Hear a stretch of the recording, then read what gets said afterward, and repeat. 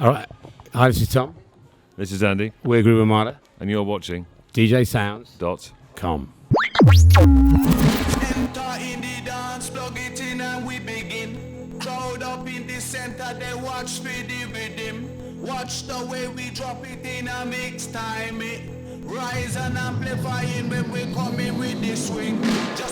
We're heading in now to Ibiza Grand Hotel to catch up with the original superstars, Andy Cato and Tom Finlay of Groove Armada. It's Sunday night. We're going to catch up with them now before another smashing set on the dance floor at We Love Ibiza Space.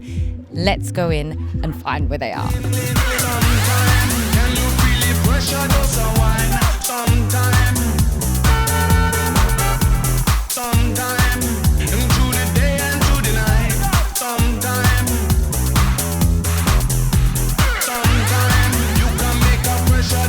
And here we are with Andy Cato, Tom Finlay. It's Groove Armada. We've got them down here in the Grand Hotel before their gig at We Love Space Ibiza.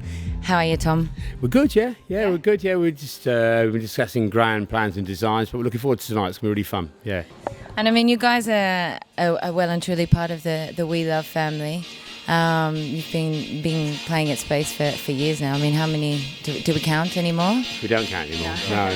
We stopped counting. When it got to double figures, we stopped counting, yeah.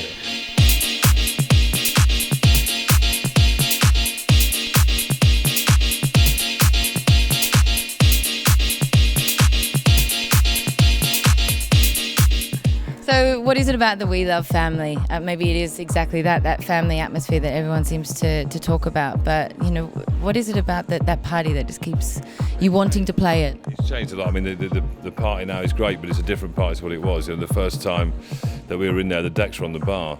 It used to sort of stop at midnight. It was daytime clubbing. It was a whole different thing. And now, you know, Space has had to adapt.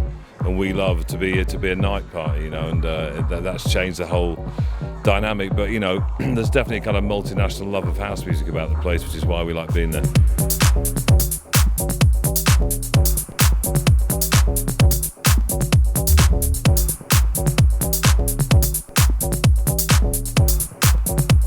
It's your second of 3 gigs this year at We Love. What can we expect, or what's different with your show this year? What are you playing with?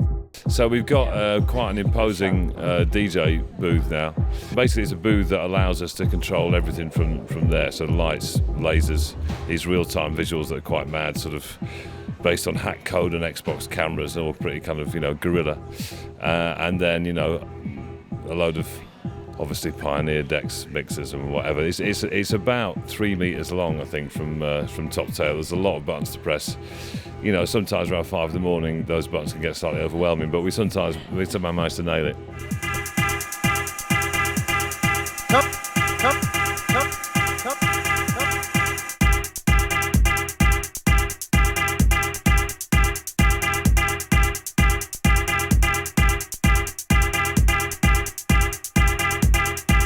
This year and what's driving you to move forward? And Yeah, I mean, I don't think it's, you know, with any of it, with us, there's never been a grand plan, you know. We've never really thought much beyond the next 6 months of what we're doing, and so, you know, the 10 years of Lovebox came up this year, and that was lovely, and we used that as an opportunity to bring the band out and do a show, which is a lot of fun and great to hang out with those people and play those songs again. But I don't know whether we'll ever do that again. I'm not saying we won't. I'm not saying we will. You know, it's just that was a moment. It was a moment in time. Exactly. It felt like we had to do it. And with house music stuff, I think both our heads are kind of in that thing. Hypercolour's sort of right label at right time. We're really into what we're doing. We respect what they're doing. We play all their music. So it just seemed to make sense. And it's been good. You know, I mean, I've been sort of, you know, there's you know, house music's gone in so many different directions now. You know, and there's a whole maximal EDM kind of thing, which we're not interested in at all.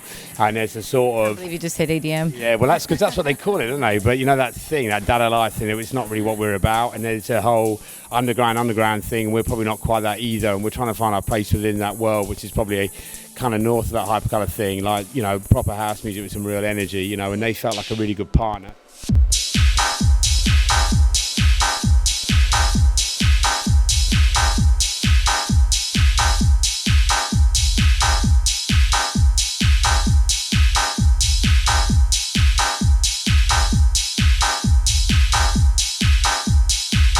getting time in the studio? I imagine it's not as easy or as it used to be, or you're getting time in there, because we know that you have a new setup in your studio in France. I don't think it's probably not that new anymore, but you've got some hot speakers in there that you seem to be quite happy with. So I guess we're just interested to know, what you love about them, how they've changed the way that you're making music. They're great, actually. They're nice because the holy grail, if you're making house music, is that you turn something up loud and you need to know that that's what it's going to sound like on Saturday night. You just need to know, because if you don't, you can look like an absolute, well, you can imagine. And there's very few speakers where you all the house stuff these days. It's all based around this sort of kick sub relationship that's just got to be spot on. It's built for kind of the nightclubs these days with high spec institutions. They're not like they used to be. So people are pushing the sonic boundaries a bit, and you've got to be able to test that out. And knowing that if it sounds good there, it's going to sound good in space is kind of essential.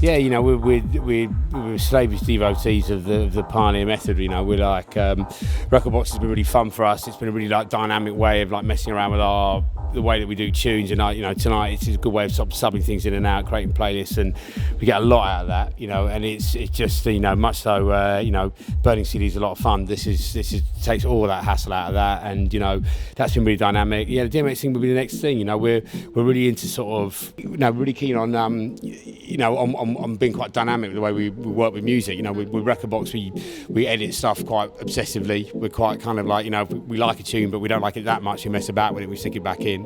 And yeah, the remixing gives a real chance to do that, times 10 live and direct, which is great. I wanna give devotion.